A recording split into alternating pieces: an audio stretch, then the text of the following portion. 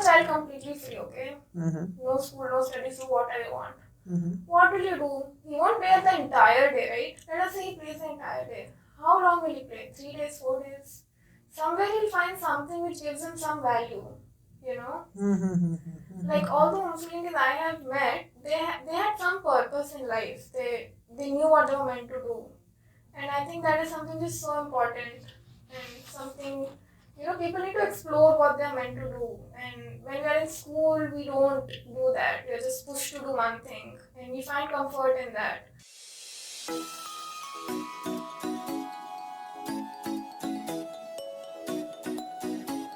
Hi guys, my name is Neil Pierce. I'm the manager for marketing and strategy at Truspark Education Private Limited. So with this podcast today, we'll be having a conversation with Ms. Pihu Garg, who's a homeschooler herself, an entrepreneur, a boxer, a chess player, and much more.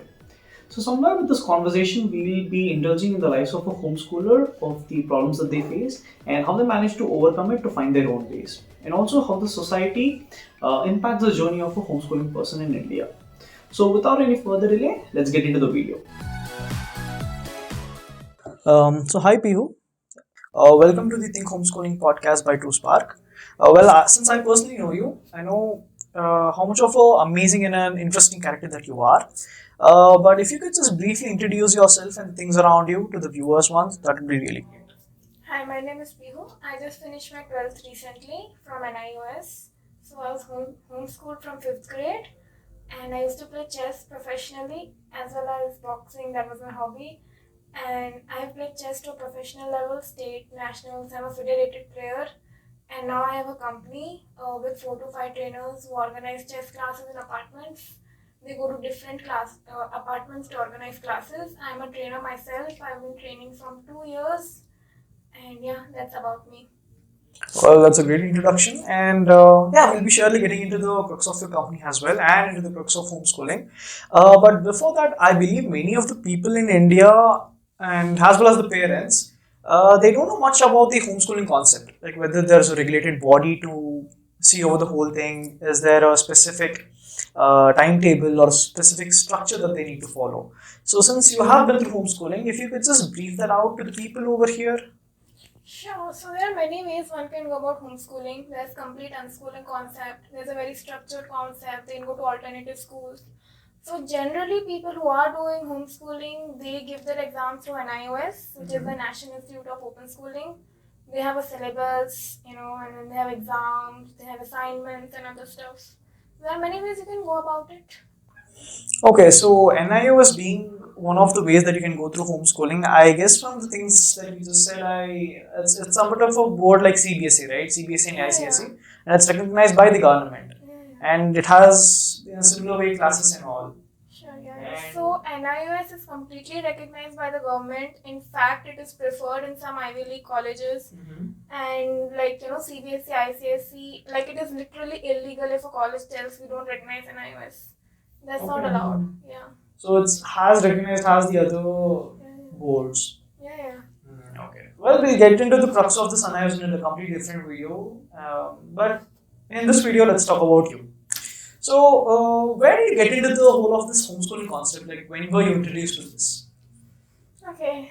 So, it was, I think, something around the COVID time, right? I wanted to play chess professionally. So, COVID had just started and there was this thing about online classes going around, and then my parents were completely against it, sitting in front of the laptop for 6-7 hours. They knew I was not going to concentrate and I'll just open some other tab. And then I think a kid, surfing the internet at such a young age for 6-7 hours alone is not great. So that and many other things just led to this.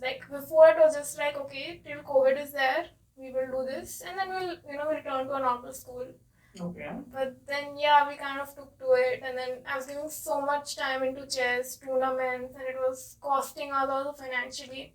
We couldn't exactly afford a normal school as well and chess as well. So we opted NIOS. So before COVID, you were actually to a traditional school, I believe that? Yeah. So then during the COVID time, due to various reasons, you got into the homeschooling part. So that you could also focus on chess. Yeah. So can I infer from this that somewhere getting into homeschooling allowed you the resources, the most vast resource that is time, I think it gave you a lot of time to focus on your other skills somewhere, right? Definitely, yeah. I mean, alongside chess, I used to do many other things because I had so much time. I used to write a blog. Okay. Yeah, and then I was always, even as a kid when I was in school, I was very physically active. I used to play football or something, which requires running. So, like, when I was doing this, I had a lot of time, so I took a boxing, and then I did boxing for around 2 years. Did boxing as well to a state level. Okay. So during the COVID time, you got into the NIOS and stayed with it up until now, right? Yeah. Up until now. So I think that went out to be a good decision, right? That aged really well for you. But like, what was the reason that? What was your parents' mentality? I think you did brief it out to me before this, but so that wasn't the only reason. Like, okay, the online schools aren't working for me right now, so let me just get her into NIOS or homeschooling. Or did they have another motive? Other motive as well. I think, my dad always was pretty much inclined to this, but there are so many societal expectations. It's kind of tough to take this decision, Oh, that's true, yeah. Yeah, and then I think like just the chess and the COVID gave it kind of a push. Okay. Oh, well, and how was the transition for you personally speaking? Like from going from a traditional in a completely structured way to having all the responsibilities on your shoulders without having anyone to judge you or even guide you for matter. Like how was that? That How was the not the main issue, The transition was the issue was not that I'm now at a self-paced this thing and nobody's regulating me. That was not an issue for me. The main issue was just that there's so much responsibility when you take such a big decision. Like from society, from your family, from your friends. Okay, now she's not in school. Everybody thinks like, okay, now she's not doing anything. She's just sitting at home and doing time pass. And you have to prove it to them. So you're always just in that tension. So it's kind of a stigma that builds up between the people of the community around you that somewhere you're not doing anything at that point. Yeah, there is still a stigma, in our culture, I think. If you're going to homeschooling, you're pretty much wasting your time, something like that. Yeah, like, just there's so much, I don't know, love towards normal schooling. Like, okay, he's going to normal school, he must be doing something, and then he's not going to normal school, then he kar kya raha hai? What is he doing with his life? What will he do if he's not going to a normal school? But that's not true, Okay. But how did you handle, because me being personally from a traditional school, I understand what the push for me was. It was basically my parents and the teachers forcing me to get good marks. But when it comes to you, I think there are no teachers. And seeing that it's homeschooling, I think your parents are a bit liberal about the whole thing. Yeah. So, what was your push to actually study these things? And because as a child, I mean, we have all gone through the childhood phase, and I'm pretty sure that not all of us wanted to study at that point. We just wanted to enjoy, we just wanted to play. Right? So, how did you get through this and actually focus on academics? See, I'll be very honest, even in school, I didn't used to study. Okay. I'm not studying any more than I used to study then. Okay. I'm just focusing on the things that I think will give me value. So for exams, yes, I manage it out, but like I'm giving my time to my business and my other passions, which I think will turn out well for me. Okay, that's a really, really good point that you just pointed out, that you are giving your time to the things that you feel that will actually value you.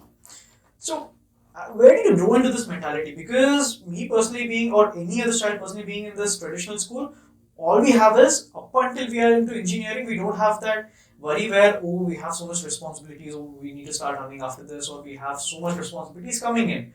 But you at such a young age, you did think about, okay, value will be a thing for me, like I'll be focusing on the things that deliver value. So, did homeschooling help you with this mentality, to come up with this mentality that, I need to focus on these things except for enjoying?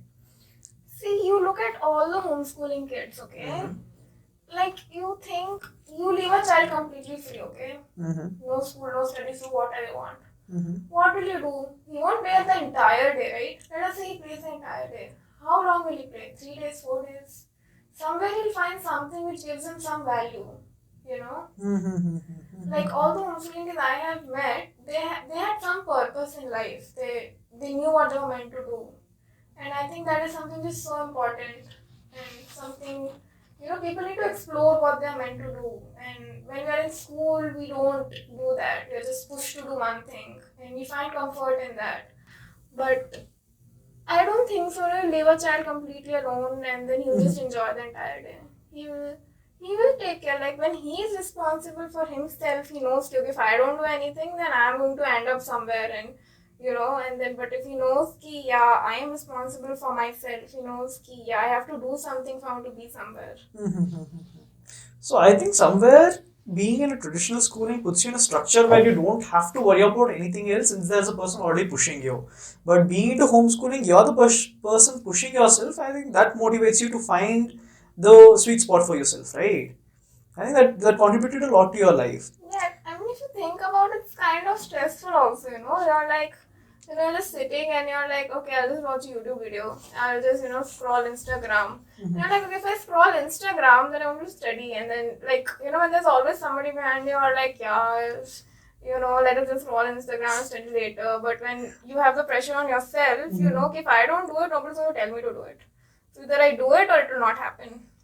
Okay, that's really a new way of thinking because I don't think any parent whose child is in the traditional schooling system would allow their child to be free for 3 to 4 days because there's always a pressure like study, like kuch kar lo, like study. I think that's a huge pressure. So I think the point here that making makes a lot of sense.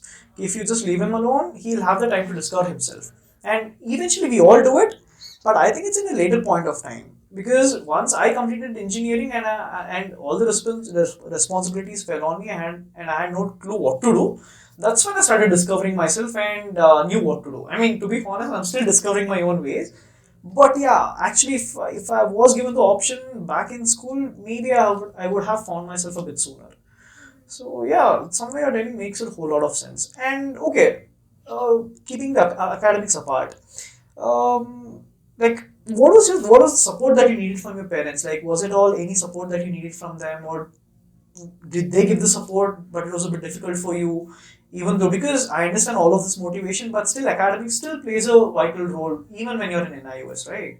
So how did that actually turn out? See, I'll be very honest, there wasn't much focus on my academics. My dad is a very chill person, as you might know, and Yeah, he's a really chill person. yeah. So if you're talking just academically, how they guided me is like, yeah, they just told me ki, exams are pad lo. And they didn't know how much I didn't study. Their whole thing was like, you pass. We're not going to interfere in whatever you're doing. We just want from you to pass. Okay, so that was the only concept that were introduced to Yeah. you. But Ah. like I know other students also, my friends, and they're doing really well. I have this friend, she's from some small village, and then she studied web stacking and coding and everything on her own. She got 95% without going to school. Yeah, and she's doing an internship at some big company right now. Is that so? Yeah, so it depends on the kid, So I think NIOS really offers you the time to build up your skills, right? I mean, homeschooling to be more specific, not NIOS. It somewhere allows you to build up the time and build up the resources that you want Yeah, to. it allows you to focus on what you actually want to do. And it's not like you won't study. I still have a degree, right? If I want to go to college, I can go to college. I'm like, okay, I don't want to do any of these things. I just want to do a job. I still have that option. I don't know why Exactly. people are so afraid. It's not like you're leaving something. No, you Uh-huh. have the full backup plan. You still have that, physics, chemistry, bio subjects. You can still get 90. You can still go to some IIT or something. Just you're giving, some initial years of your life which won't come back. You're utilizing those years to just find yourself and maybe, do something that you're meant to do. See, how much marks did you get in 5th? Do you remember? Not exactly, no. I didn't even give my 5th exam. Okay. I mean, if you till 8th is the time that we have to nurture our, nurture our talent, nurture our skills, nurture our passion. So why waste that? Okay, that's a really strong point. Well, I do want to move on to the way you created your business and how you came up with it. But before we go into the topic, is there any message that you would want to send out with respect to the homeschooling for the people who are planning to get into homeschooling or already into homeschooling, who are already into NIOS and already doing homeschooling? Have you any message for them? I would just tell them that firstly, if you're planning to go into it, don't be afraid. There's a whole community of people doing this. Truspark is there to guide you. And nothing will happen. Okay, if everything goes wrong, you can still go to a college, you'll have a degree. Don't worry, don't be afraid. And those already doing this, don't take stress. It can be stressful, I know, there's so much societal expectations, but just chill and enjoy your homeschooling time. Yeah. Okay, that's a really good message.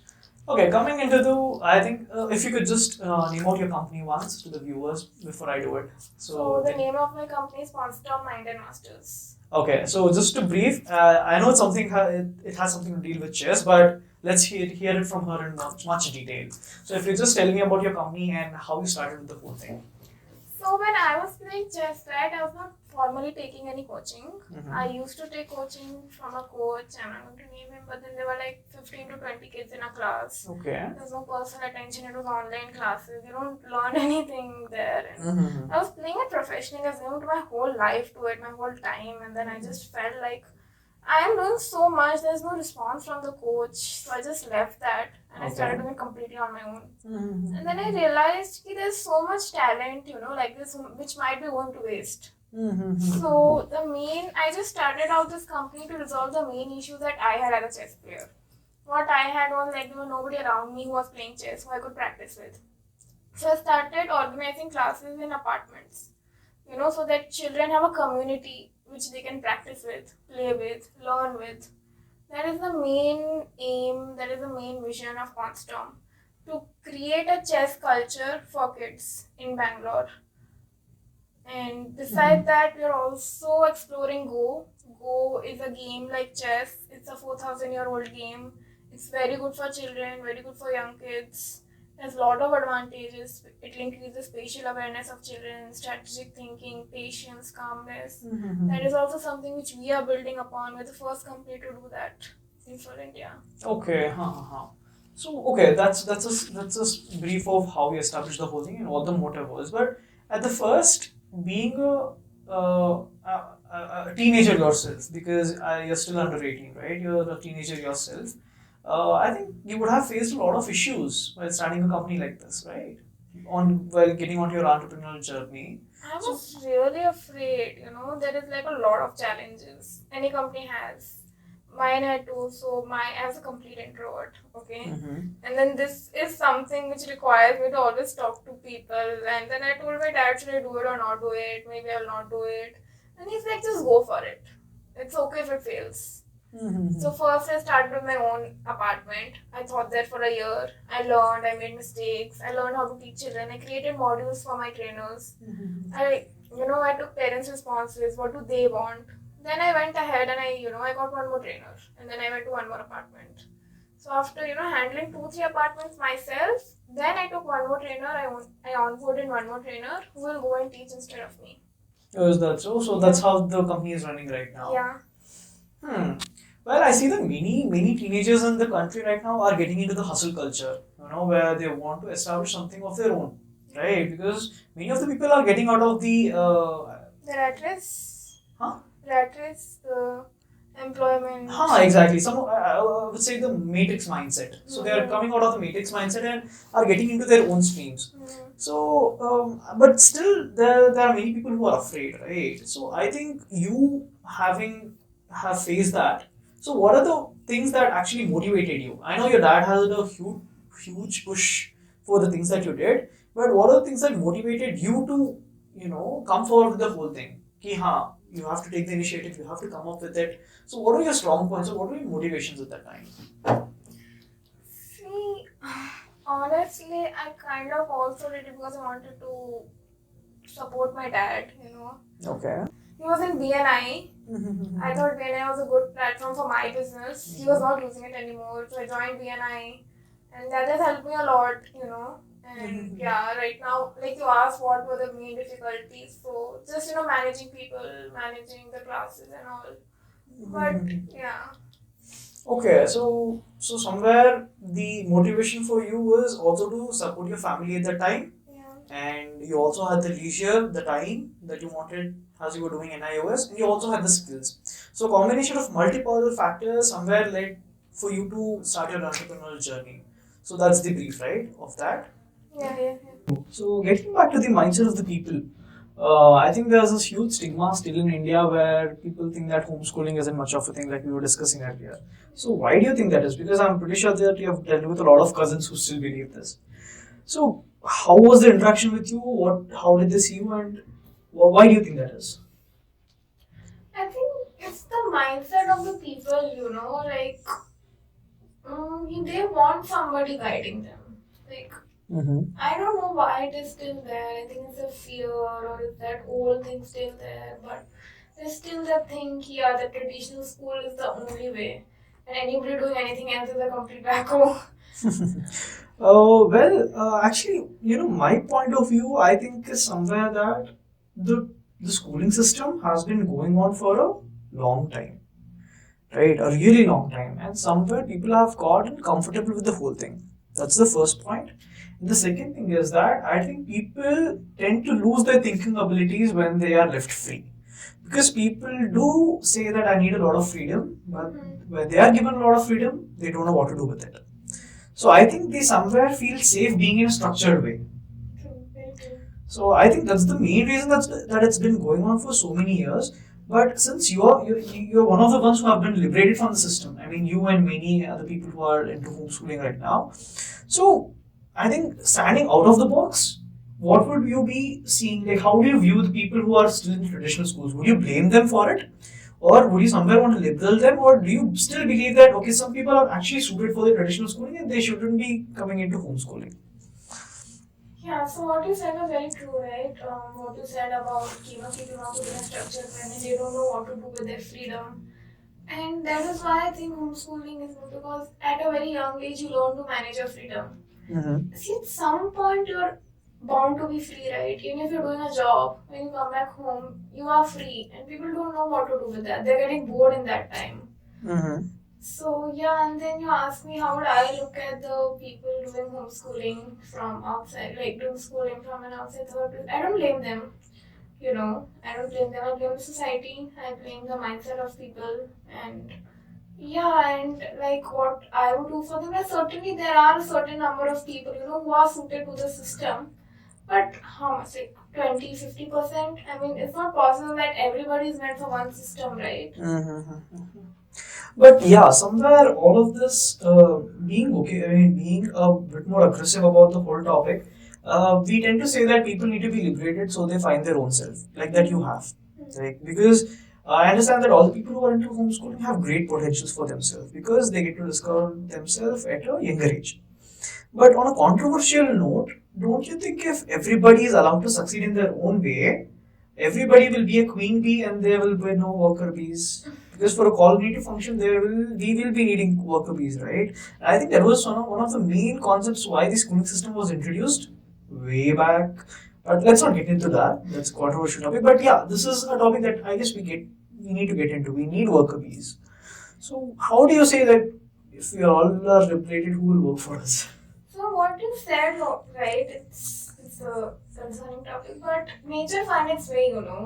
A system, a function will find its way to function, and it's not like everybody doing homeschooling will become an entrepreneur or people doing homeschooling go into normal jobs.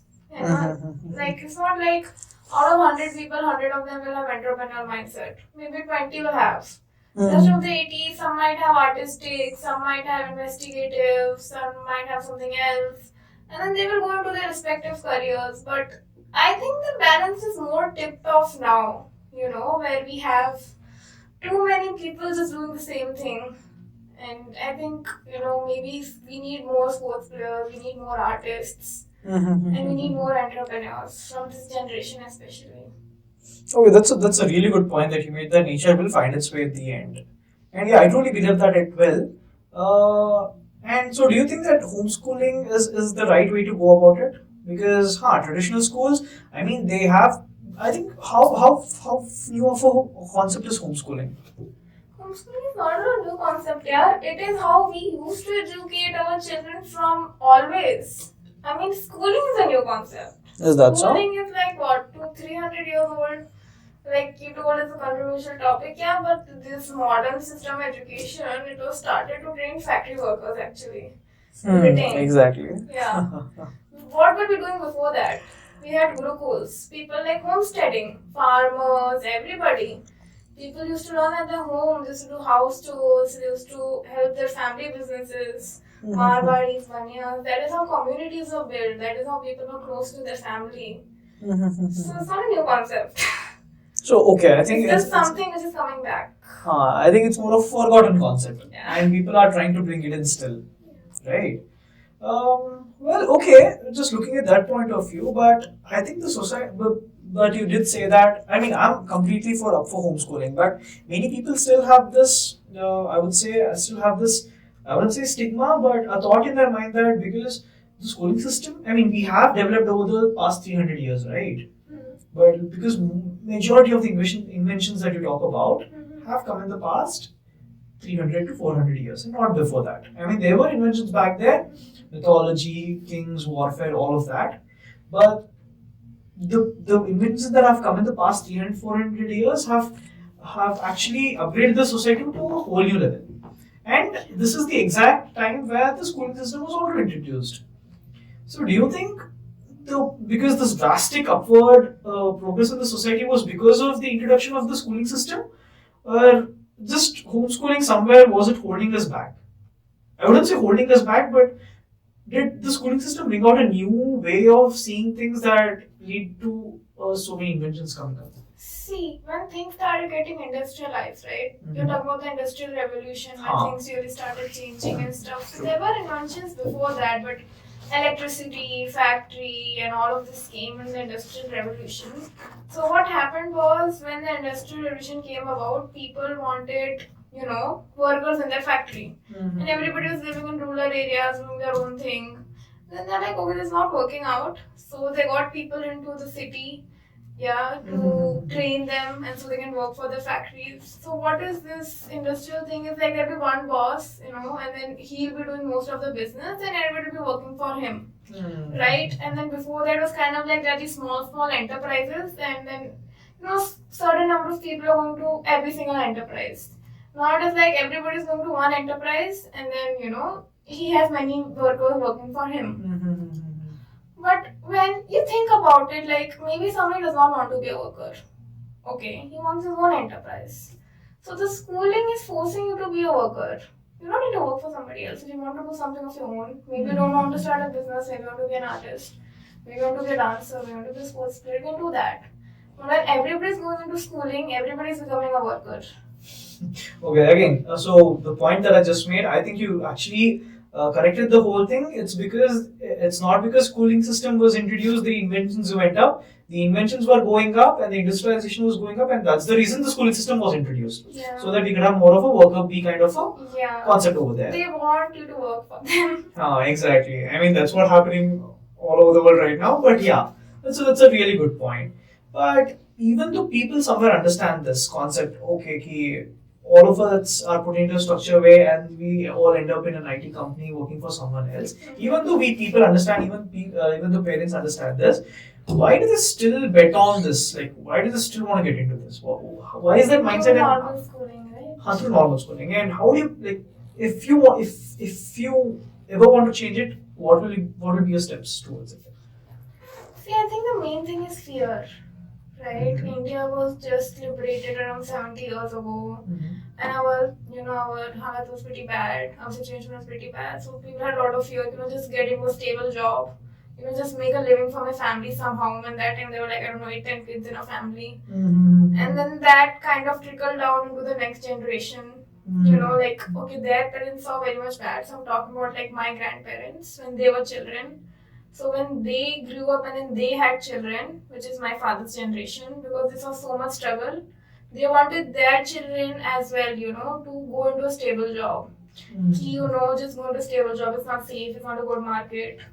And then our parents, they went to a traditional thing and then they got their jobs. But now the situation is different. Like, it's different for certain communities. I'm not talking about every single community.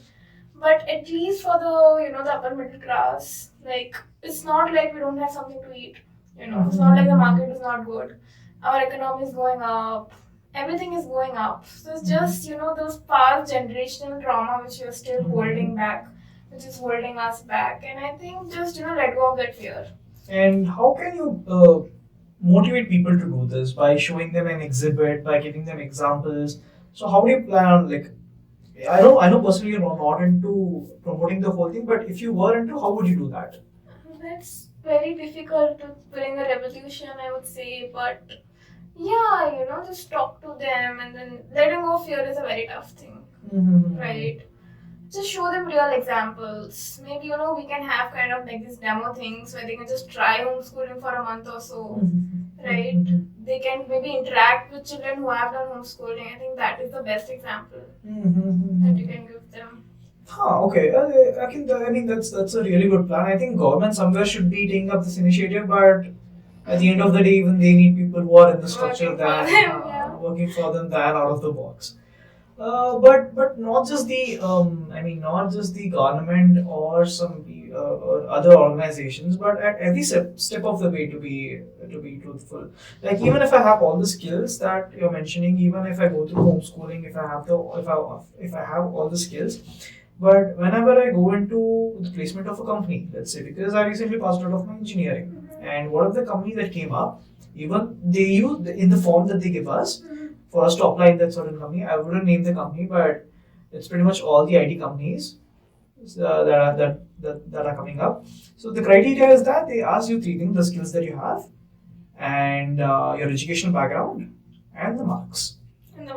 And the topmost priority is given to the marks. Even I have the best skills in the industry, all the priority that goes to is for the marks. So somewhere it's the companies themselves, it's the economy itself that actually is influencing, is keeping us down. I would say keeping us down, but keeping actually the skilled people out of the way to somewhere make for the worker thing. So I think even though the things that you're saying, that skills are important to thrive in the country or the thrive in the economy, it might just work out for entrepreneurs because they're coming out of the way and starting their own. But when it comes to a homeschooling child who has never been much in connect with academics, I wouldn't say not all of them, but majority of the homeschooling children will focus on their skills and get up with better skills or their own entrepreneurial journey. But those who plan on coming into the academics field after that, I think they will be a bit, I wouldn't say weak, but a bit They'll struggle a bit than compared to the other ones. And the whole industry standards after that is based upon your marks. So how do you plan on changing this? See, I have never gone into that job or experience, so I don't know what the criteria is. But that now I'm running a company. I don't care if you pass 10th or 12th, okay? I had this girl who was working for me, and then she had done many courses. I don't know what. I think she had done BEd or something, like she had BA or something, but right now she's doing MBA. She's doing a digital marketing course, and God knows what. I'm like, I don't care. Can you talk to the customer? Can you sell my product? I mean, that's what I think real companies are looking into now, I don't, like, they're looking into what you can do, what value you can bring into it, and yeah, you need your skills. I mean, I fired her after 1 month, no work ethic, nothing, and then I hired somebody. I didn't even ask him to do 10, 12, what, nothing. I just told him, just explain me my products for 30 seconds. Just tell me what, can you do sales or not? Just tell me, can you take care of admin or not? These are the real skills, Excel. So I don't know I think job market is changing. I don't know about corporate companies, multinational companies, I'll be very honest. I cannot help you out with that. But I think if you have your skills, you can survive. You might not get a job, but you will survive. Even if I don't get a job right now, but when I do get it, I'll perform in such a way that I outbid all the people who have got it before me. Yeah, I think that's you might get a better job, which values you. Exactly. That's a really good point, that even if you don't get a job right away, but you have the right skills, you will go to a job that actually deserves you and that you deserve, and it won't be a random hiring process where it's all dependent upon your marks, and that's a really good thing. So also, but with respect to all of this, just being a student, facing a lot of stigma from the community, I think a lot of students still go through it. How do you deal with it? I don't know how to deal with it, but just when you're following your passion, nothing else matters that much. That's how I dealt with it. But yeah, there's a lot of pressure, and I need to change that. And I have other homeschooling friends, and they didn't feel as much pressure, and then they have very supportive families, and they have their own groups and other stuff. Yeah, and yeah, they were doing their own thing. So they went to school. They maybe some of them were, half NIOS, half traditional schooling, where they opted for the NIOS system, but it was integrated into normal schooling. So they were enjoying their life as well. So yeah.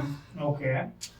Okay, I think somewhere that means to say that the strength that you have as a person will really help you to face the society. Yeah, I mean, this homeschooling thing, when you do something different, gives you a lot of strength, Like right now, I know ki whatever anybody tells me, I won't be affected by it. And I have that confidence in me that I've gone through that, I can go through anything. Okay, that's a really good thing. And okay, leaving out the community part, coming to the academic side, look, what are the problems that you face when it comes to NIOS and homeschooling in general? Like, was it the syllabus, or was it the subjects, or was it the processing time, or the exams, whatever that might be? So, what were the problems with NIOS? So I'll tell you what my journey was like. So the admission process is really easy, but then the communications, I'll be very honest, NIS communications really lack. You will get you might never get the notification that exam is going to start. You need to check every single day when the payment link has opened. Okay. Yeah, and then the exams, it depends if you have a good study center, you're very lucky. My study center had one guy who was handling 200, 300 students who called him, he'll not pick up. You call him, he'll pick up, he'll tell you the wrong information. So that is an issue. Yeah, communications is an issue. Okay. And beside that, I think when you're studying on your own, that was not an issue for me. I managed it. Like, there is Google, there's internet. And right now with AI, I don't think you even need a teacher. Like, was CS, I think, computer science, he only taught me, and we did half of the course from Exactly. ChatGPT itself. Yeah, and you can always hire a teacher. That's always an option that you have. Yeah, it's not very costly. It's a bit costly, but you can go about it for 2-3 months. You don't need to do it for the entire year. Okay, that's also a point. But how is it that, because I think another major concern when it comes to homeschooling is that parents have this way that how will I know how much my child is actually studying, whatever the freedom that he might have. But after all, they are parents and they will have the concern that how much is he finishing his assignments over, is he keeping up with the subjects, because there is at a certain timeline, right? Within the time that you have, you need to complete these many chapters, and at the end of it, you'll be given an exam. So how will parents keep a track of all of this? So I will come to that. I'll come to that. Before, I want to say, this mindset that we have, 10th, 16th tak honi hai, and then 12th, 18th tak honi hai. I think so that's not required. I mean, I think that's a wrong mindset. I think if you're 10th or you're 12th, like, why is there a timeline? Maybe you do 12th by 20. What difference does it make? No, if you're in a good college, they don't care. Your portfolio should look attractive, you should look attractive. Exactly. And then, going back to the studies wala this thing, and I think it would have really helped if there was somebody, somebody who was familiar with all this, somebody who had the experience of homeschooling guiding us. Because we were doing it first time. Right? So okay, viewers, trying to bring in a promotional side for all of this. So basically, TrusparK has a company.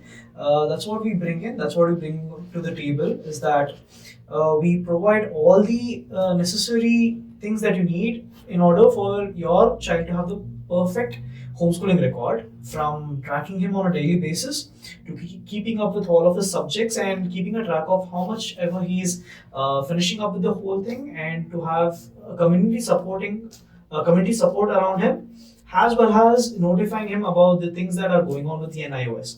So all of this are taken care by TrusparK itself. And somewhere the whole motive of our company is to change the mindset of people going from traditional schooling to homeschooling. So that's a change we plan on bringing. So yeah, getting back to the podcast. So how do you think the concept of TrusparK is? Because understanding that if this was something that you were introduced to when you were doing homeschooling, would that have been helpful for you? It would have really helped me. It would have not made me feel so lonely as I felt. I would feel like, okay, there's one more person who understands what I'm doing, who supports what I'm doing, who listens to me. And it would have provided a structure as well. I did everything on my own. Tracking the dates of the exam, and then chess, and then everything I'm studying, and it was like, it's kind of hectic. And if there was somebody, kind of holding our hands and then providing a structure, I think it would have turned out better. Like maybe I would have able to study better, maybe do my goal setting better. Ki. And I don't know, like when you're completely on your own, right? Somewhere as a kid, you of course wander off, and you can't do everything perfect, right? That's true. And I think majority of the homeschooling children have the same exact problems, right? Yeah. To focus on the academics, to know where they are in the whole of this plot. I think that's a major problem that many of them face. And even like the kids, even like the parents, right? Even they cannot always monitor their kids, right? Yeah, that's true. You're working, both of you are working, mother and father, and you're like, okay, you cannot be like, what is my kid doing? What is my kid doing? So maybe another person who is informing you all the time, what is your kid doing? Where is he? How is he? So that takes a load of you also. Exactly. So what is a tip that you would like to give to the parents? How to handle their children, or some tip that will help their own child. So what's that one tip? Because you being a student, I'm sure that you have at some point you would have wished that your parents had done something that would have helped you much more. So what is that? I think just keep a balance, of liberty as well and of guidance as well. It's not like, you're completely hand holding them, you're just guiding every single action. Like, this is actually, it kind of happens with homeschooling, some parents, they just go overboard. So many classes, and then the kid is just, 24/7, he's doing something, he's going to one class, other class, he's studying. So, don't do that also. And then liberty also, don't give them complete liberty. Like, you don't only know what is happening, and then the kid is just going off somewhere off stream. Just keep a balance. That's the tip I would give. Talk to them, know what they're doing. If you feel something is going wrong, guide them. They're also kids, they don't know everything. And for the kids, what is on academic wise? What's the tip that you'll be giving to them? Not just in academic wise, in order to face their fears or the milestone for the people. One tip to the children as well, or the students as well. Like even I'm not some expert, but yeah, just that's what I would say. What I said before, don't take much stress and don't be afraid. You'll do well. That's a plain and a simple thing. Just build your own strength and you'll be just fine. Yeah, don't worry. Just maybe don't completely ditch studies. It's your choice though. But yeah, just take it slow, take it chill. And also, how can I discover my own skills? You did say that just leave me out for, like, if you leave out a child for 4 to 5 days, he'll do something or the other thing, and eventually he will end up on the intended thing that he wants to do. But I don't think that's a proven case, right? I mean, it just worked out for you, and I think it worked out for some of the people that you know. But we can't say that it will work out for all the people who are into homeschooling. So how can a certain student find out what his actual passion is? I think that this problem is not a problem with just students, but with all the people, right? To find out what you want. So I'm not telling kids leave the kid for 4-5 days and he'll find his passion, right? Okay, I mean, yeah. I'm just telling you, give him free time to discover himself, keep a bit of structure, maybe 1 hour, 2 hours, you want to study, you want to go out and discuss with him.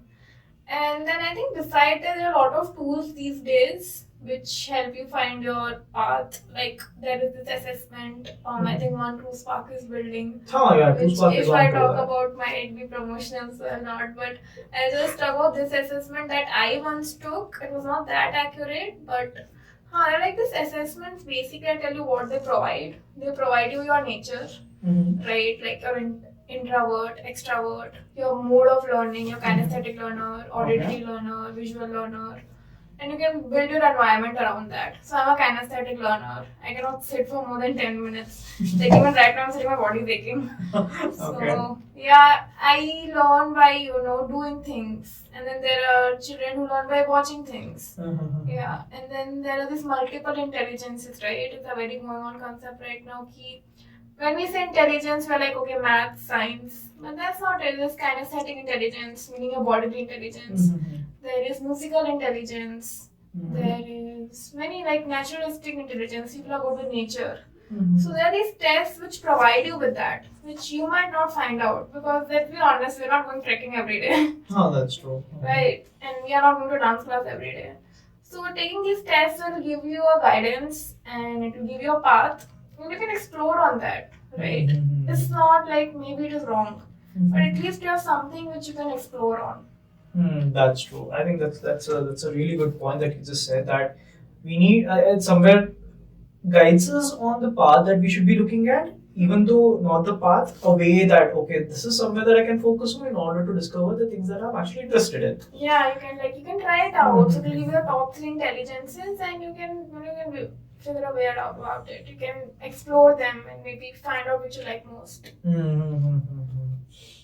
So yeah, I think that covers about the whole thing about NIOS and how a child should actually be discovering himself, and what are the things that the parent should do for a child, and of course what TrueSpark can do for you. Wink, wink. But yeah, of course, what TrueSpark can do for you. So yeah, I think that's about it. As a final note, I would like to say that throughout this podcast, I somewhere understood that even homeschooling children do face a lot of challenges, and in fact, more than the ones that traditional schooling students face. And it's not to be taken in a negative way. Has it impact the child? Because being on homeschooling, even though it sounds easy with respect to academics, but it isn't exactly. With all the other factors playing in, it isn't exactly an easier journey, but it somewhere gets the student ready for what he's about to face in the real world. And I think that's a really strong point that homeschooling has about the traditional schooling. And there are many other points, such as how traditional schoolings are just basically all they work for is fees. But that's for a different podcast. And as of now, I think we have a brief idea of what homeschooling is. So, as a final note, is there anything that you would like to convey to the viewers? All the best for your homeschooling journey. Don't be afraid. Take the plunge. And yeah, that's it. That's it. Well, Piyush, it was great having you on the show today with homeschooling, with respect to homeschooling and all, and hope to see you soon. Thank you. Thank you.